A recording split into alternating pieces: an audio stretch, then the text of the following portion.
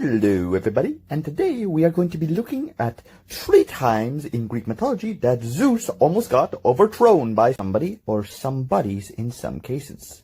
That's right, you heard me right. Zeus got overthrown or almost got overthrown 3 times in the mythologies. So let's stop stalling and jump right into it, shall we? First instance in which Zeus almost lost his throne and got overthrown was when Athena was born. You see, after Zeus and his siblings had overthrown Kronos, we made a video discussing how that happened and what went on with that.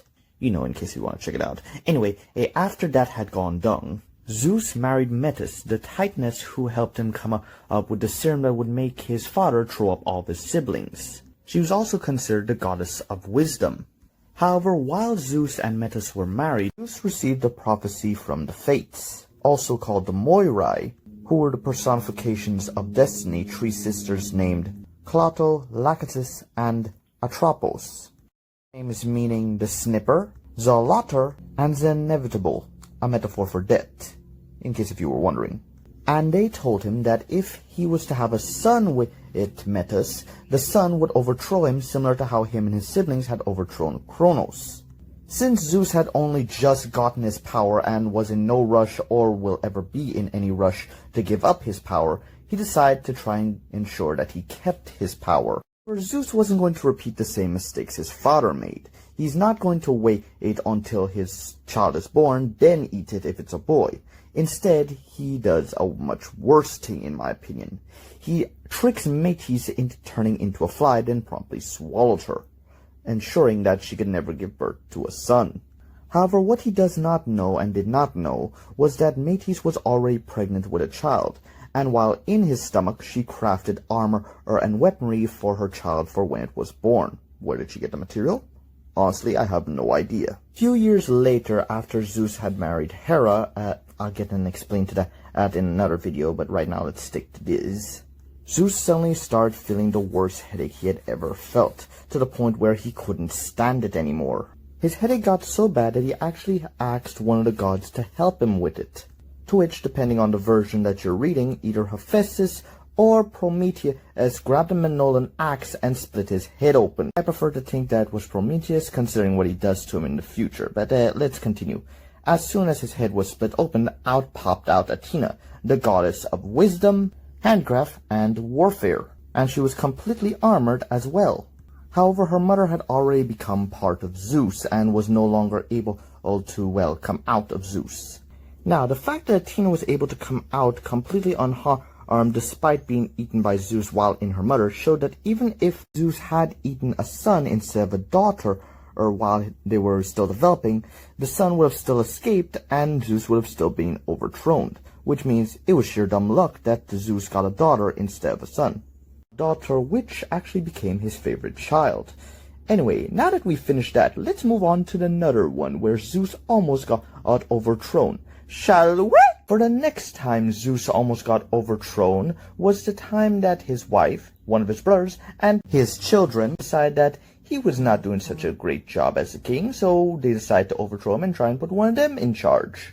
The individuals in question was his wife Hera, who had likely gotten tired of all the hundreds of times he has been cheating on her with other gods and mortals, and was the one that orchestrated this coup. His daughter Athena, and his brother, you guessed it, Poseidon. Yeah, despite how some movies want to portray him, Hades never actually tried to overthrow his brother Zeus. In fact, he was more of an, let's say, altruistically inclined, as he actually did care about all those in his realm. And by that I mean he basically only cared about his realm, the underworld, and didn't really try and involve himself in the workings of Olympus, and hardly ever took any interest in the workings of man. Only on occasion he would actually do something in the mortal realm. More on him in another video. Right now let's continue and stick on this. As I was saying, Hera, Poseidon, and Athena decided to overthrow Zeus, and they actually managed to get a few of the other gods on their side as well. Once they had everything set it up, Hera used one of 2 methods depending on which version of the myth you're reading. In one version, she drugs Zeus and makes him fall asleep, then her and the other Olympians chain him up, or in another version, they recruit Hypnos, the god of sleep, son of Nyx and Erebus, to put him to sleep while they chain him up. Up to this part, the plan was going successfully, and they probably would have ended up overthrowing Zeus at this point if they hadn't started bickering between themselves as to, now that Zeus was out of the way, who would end up being the new ruler. Because they need to decide which one of them was going to be the new ruler, and they all seemed to have the idea that they were the best pick for the job.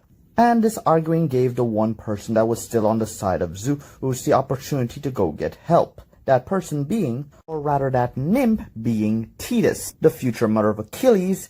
Thetis went and get Briareus, one of the 100-headed Hecatonchires. And since Briareus and his brothers had been freed from Tartarus thanks to Zeus, his brothers being Gaius and Cottus, Briareus felt that he owed Zeus, as did his brothers, so his brothers kept guarding Tartarus where they were stationed, and he went and helped Zeus. As Briareus arrived on Olympus, the mere sound of his footsteps were so frightening to the other Olympians that they all left their posts, allowing Briareus to free Zeus.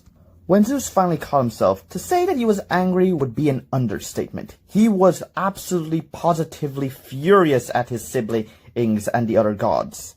Zeus dealt out a punishment for each and every one of them that tried to betray him. For instance, he took away Poseidon and Apollo, the god of archery, music, dance, truth, prophecy, healing, disease, the sun, light, poetry, and a few other things. Who Zeus didn't have with Hera, but with a Titaness named Leto. But we're getting off topic. Zeus took away Poseidon and Apollo's powers and sentenced them to serve some time in the mortal realm till he felt as though that they had served their time for the crime. But the punishment he dealt out for Hera was way worse than any of the others. Made them actually seem like he threw the others a picnic, actually. He hung her from the sky with anvils attached to her feet, and ensured that she was chained up with golden chains.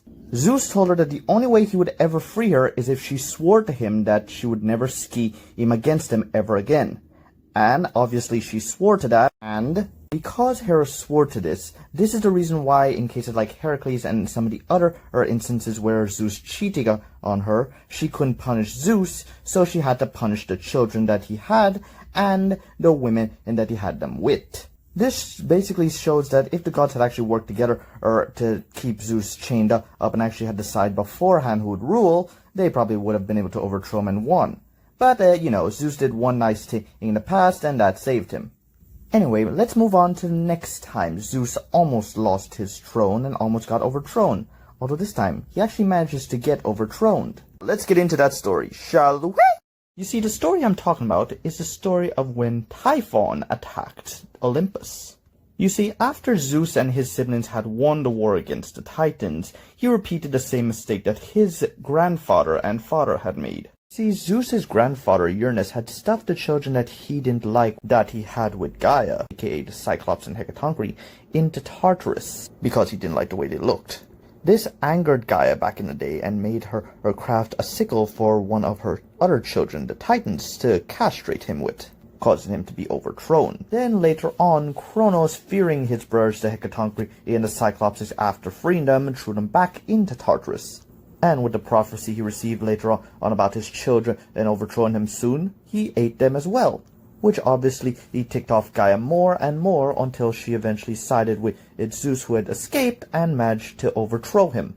If you want more information on these, I recommend checking out the first video we did about the three rulers. It basically goes into more detail about all these things. And after Zeus had beaten the Titans, he threw them into Tartarus. Well, the ones that weren't on his side, and the ones that he felt had angered him more, he put into worse situations. Either way, he had repeated the same mistake that his grandfather and father had made. And naturally, Gaia was angry. But Gaia had actually given Zeus some time to actually get over his anger and free the Titans later on. However, he never actually did that. So, getting more and more angry, she eventually mated it with Tartarus. Yes, Tartarus is actually a living being. And their union created Typhon. And according to the poet Hesiod, he was terrible, outrageous, and lawless. Strength was with him in all that he did, and the feet of the strong god was untiring. From his shoulders grew 100 heads of a snake, a fearful dragon with dark, flickering tongues. And from under the brows of his eyes and from his marvelous heads flashed fire. Fire burned from his heads when he glared. And there were voices in all of his dreadful heads, which uttered every kind of sound unspeakable. For at one time they made sounds such that the gods understood, but at another the noise of a bull, bellowing aloud in proud, ungovernable fury, and then another the sound of a lion, relentless at heart, and at another sounds like whelps, wonderful to hear, and then again at another he would hiss, so that the high mountains re-echoed. Safe to say he wasn't exactly somebody you want to mess with.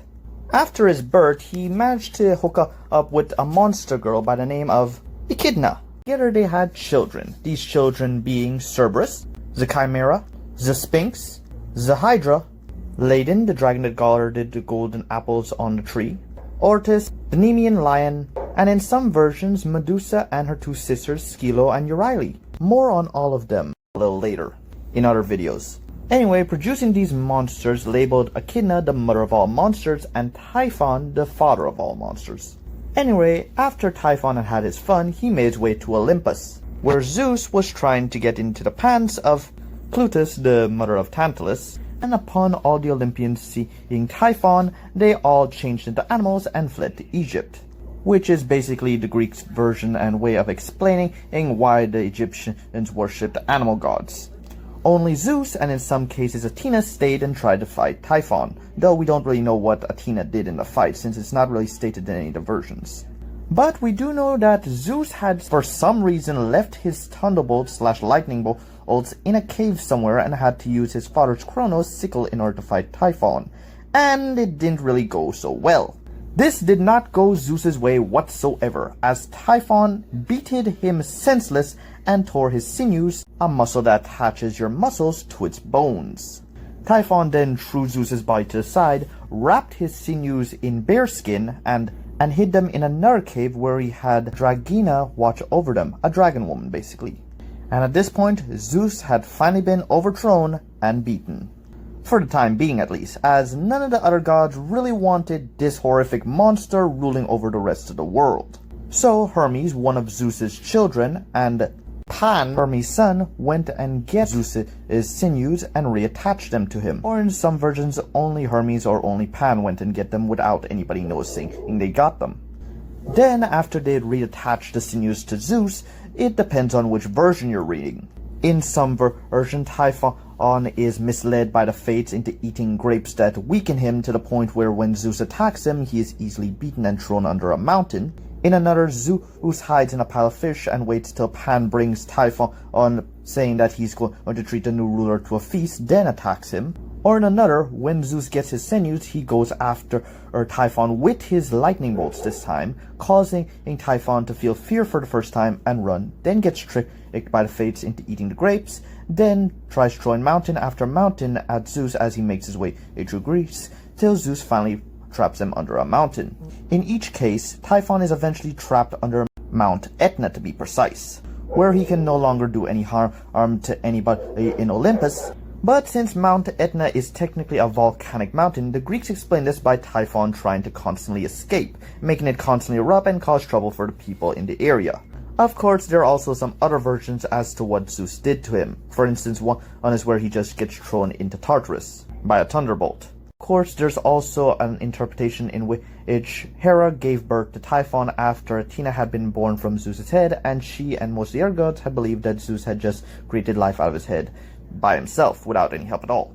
So you can choose which interpretation you wish to believe in. That brings us to the end of this video. Be sure to like, share, and subscribe, and remember, sometimes we do requests, so if you believe that you wish to know anything, be sure to leave it in the comments and we might do a video on it. See you guys next time.